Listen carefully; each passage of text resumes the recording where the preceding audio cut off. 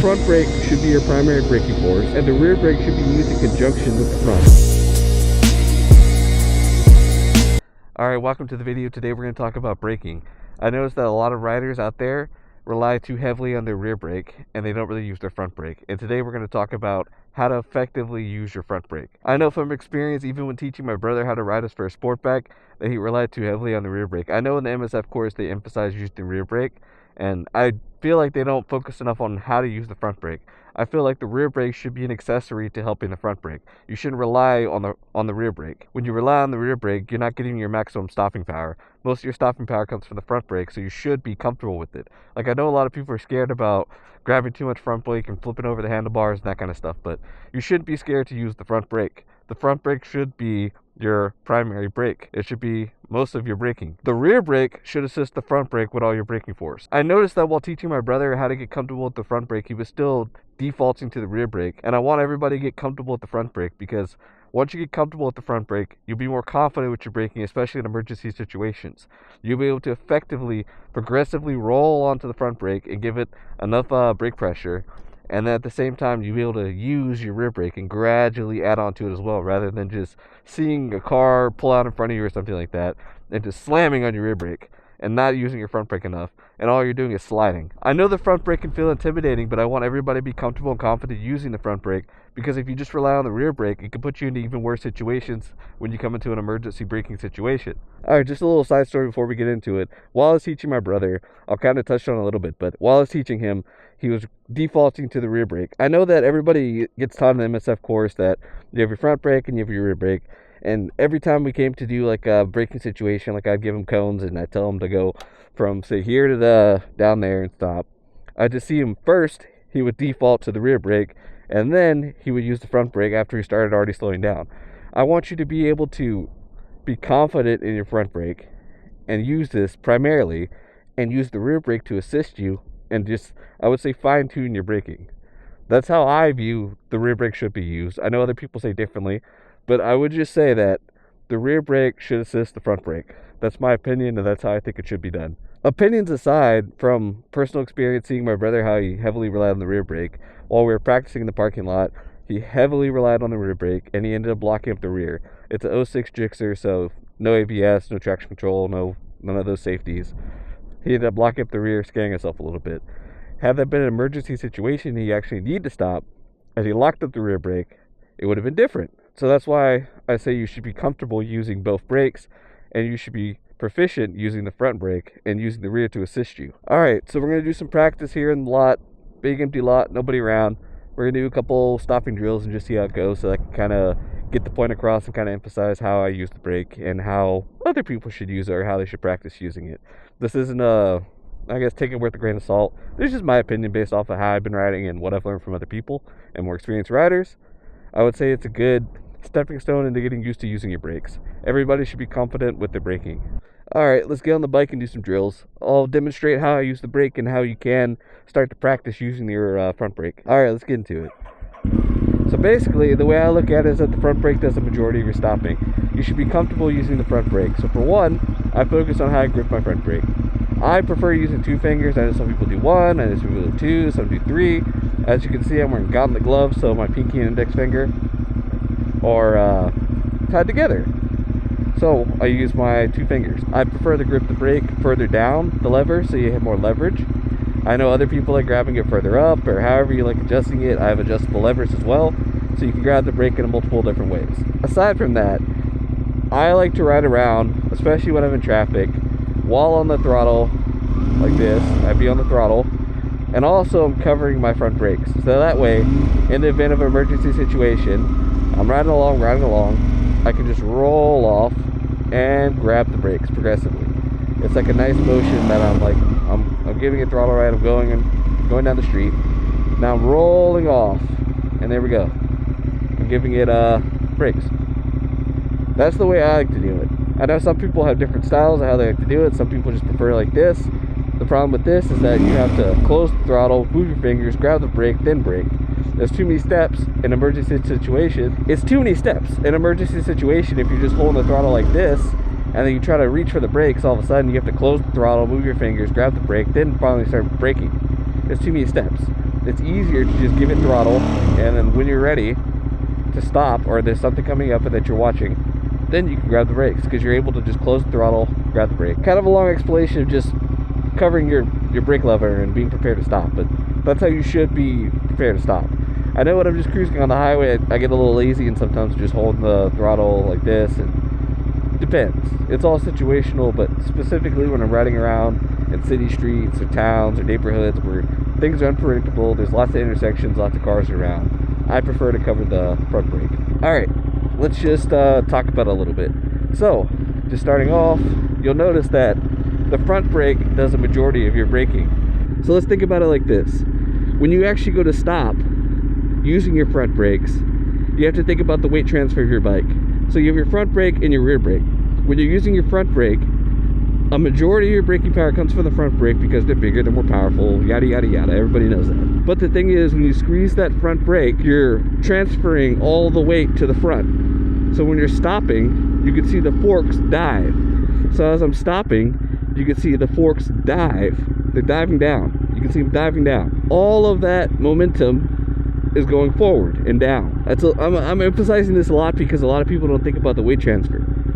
Because when you start to get into more complex situations and you're trying to give the bike multiple inputs, you have to think about the weight transfer. Because if you're trying to, say, turn and something's in the road up ahead of you, say there's gravel or whatever, and you need to stop, and you're already turning and leaning a little bit, and then you start grabbing the front brakes, then you're transferring the weight of the bike to the front while it's already leaning, and you're already turning. Something to think about, because you can only do so many inputs at once. I'll throw up some links on screen, but there's some better explanations about how to think about the amount of inputs you can do all at once. I know they call it based off of how many points, based off of how much throttle input you give it, how much brakes you have, your lean angle, and all that good stuff. But we're going to try to keep it simple.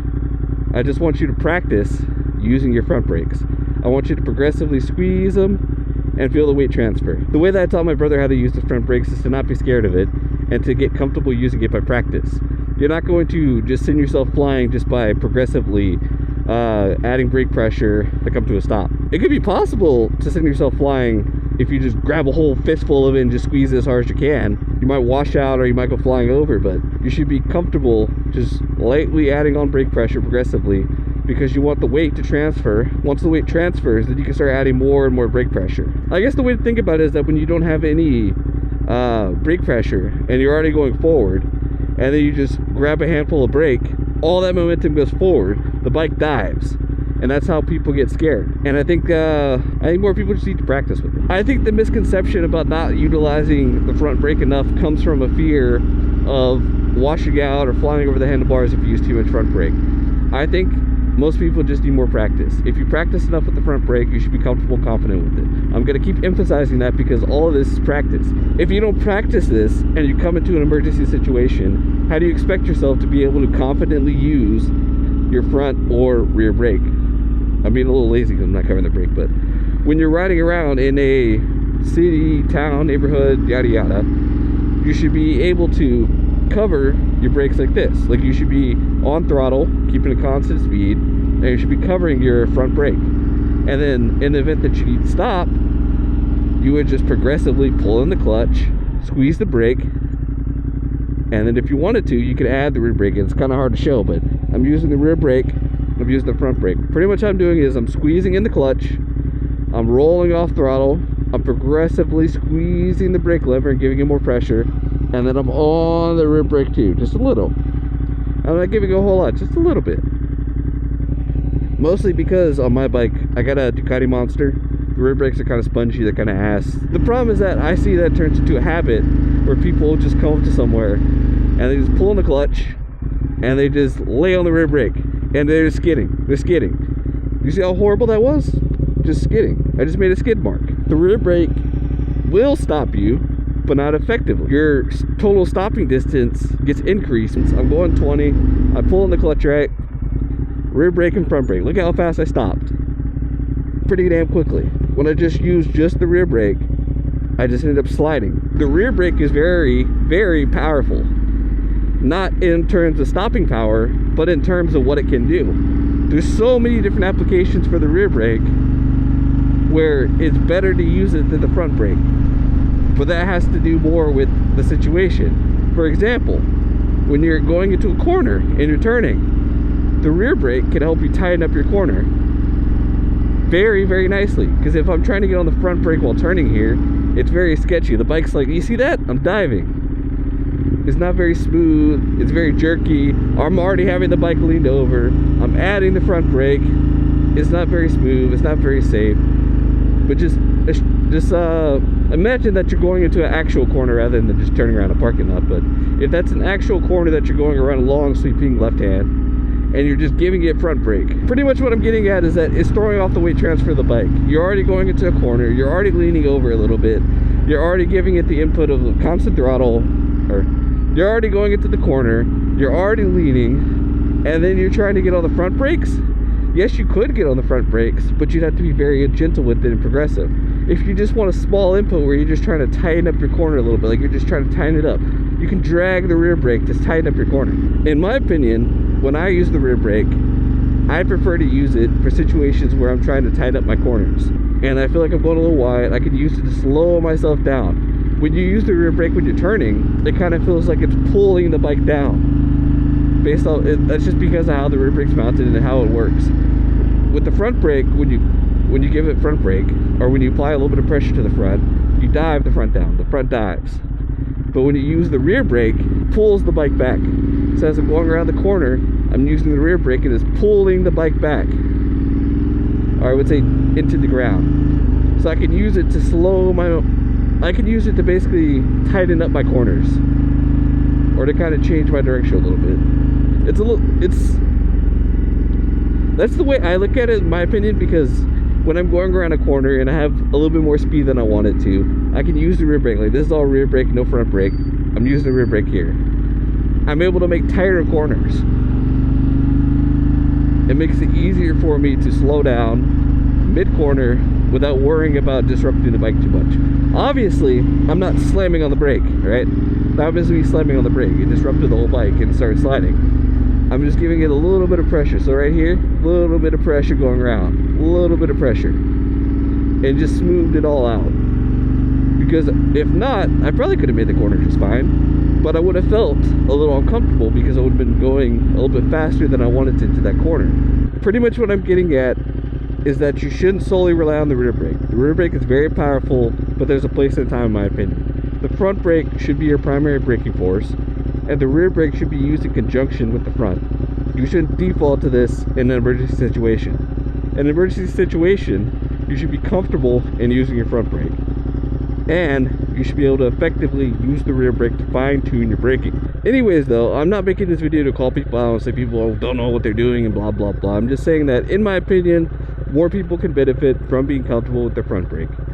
Everybody should get out to a lot like this or whatever place they have and just practice using it to see how their bike performs when they need to brake quickly.